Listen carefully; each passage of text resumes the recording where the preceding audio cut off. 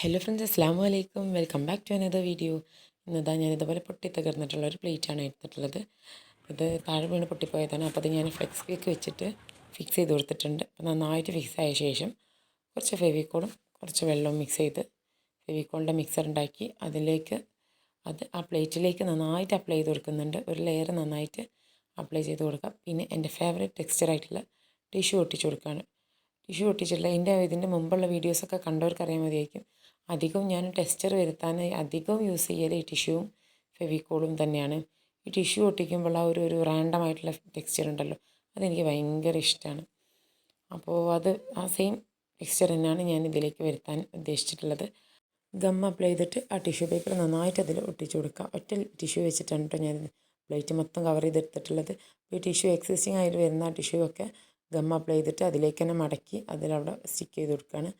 അപ്പോൾ അത് നന്നായിട്ട് ആ ടെക്സ്ചർ വരുന്നുണ്ട് കേട്ടോ. ഞാൻ കുറേ മുൻപ് ഇതുപോലത്തെ ക്രാഫ്റ്റ്സൊക്കെ ചെയ്തിട്ടുണ്ടായിരുന്നു, വേസ്റ്റ് മെറ്റീരിയൽ വെച്ചിട്ടുള്ള ക്രാഫ്റ്റൊക്കെ. ഇപ്പോൾ കുറച്ച് കാലമായിട്ട് അതിനൊന്നും ടൈം കിട്ടാത്തതുകൊണ്ട് അതിലേക്കൊന്നും നിൽക്കലില്ല. അപ്പോൾ ഇന്നിതാ ഇങ്ങനെ സാറ്റർഡേ സൺഡേ 2 ദിവസം ഫ്രീ കിട്ടിയപ്പോൾ അങ്ങനെ ചെയ്തതാണ്. അപ്പോൾ സാറ്റർഡേ ആണ് ഞാൻ ഇത് ചെയ്ത് വെക്കുന്നത്. ബാക്കി പെയിൻറ്റിങ്ങൊക്കെ ചെയ്ത് കംപ്ലീറ്റ് ചെയ്യുന്നത് സൺഡേ ആണ്. അപ്പോൾ അങ്ങനെ ഞാൻ ടിഷ്യൂ ഒട്ടിച്ച് കൊടുത്തിട്ട് നന്നായിട്ട് ഡ്രൈ ആക്കി എടുത്തിട്ടുണ്ട്. നല്ല വെയിൽ കൊള്ളുന്ന സ്ഥലത്ത് തന്നെ വെച്ചു. പിന്നെ സാറ്റർഡേ മുഴുവൻ ഉണങ്ങി. സൺഡേ ആണ് പിന്നെ ഞാൻ ബ്ലാക്ക് പെയിൻറ്റ് ചെയ്യുന്നത് കേട്ടോ. അപ്പോൾ അതങ്ങനെ 3 ലീഫും അതിലേക്ക് ഒട്ടിച്ചു കൊടുത്തിട്ടുണ്ട്.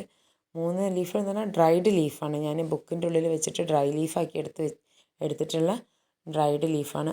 ആ ലീഫ് ഒഴികെ ബാക്കിയുള്ള പോർഷൻസ് മൊത്തം ബ്ലാക്ക് കളർ വെച്ചിട്ട് ഞാൻ പെയിൻറ്റ് ചെയ്ത് കൊടുത്തിട്ടുണ്ട്.